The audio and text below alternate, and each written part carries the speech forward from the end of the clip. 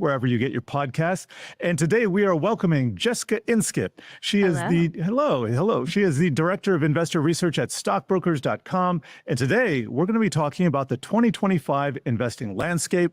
Our phrase of the day is financial literacy. The trend is going the wrong way for the youngest generation, says our guest, why influencers are part of the problem. And this episode is brought to you by the number $400 billion. That is the projected spend on AI infrastructure this year, how the AI trade is setting up for 2025. So Jess, let's begin with your 30,000-foot view of what's going on in the markets right now.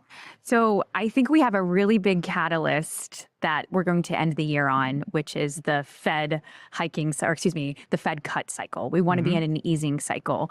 And then going into next year, I think it's still some of the narratives that we've been seeing. It's AI, but that's going to expand. That's going to expand to grid pressure and more on energy. And that has to go in line with a Fed easing cycle. We couple that with deregulation. That's going to be a much better environment from a CapEx perspective for those hyperscalers to spend and expand, and we definitely need to see that.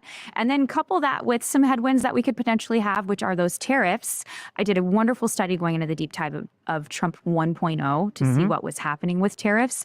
The thought of tariffs definitely didn't spark volatility because it was used as a bartering tool. We weren't unsure what actually was going to be there. But once they were implemented, we actually did see volatility of about 18.5%. But that was coupled with a restrictive Fed. So that brings me back to what Which is what we do not have right now. Exactly. We got a Fed that's easy.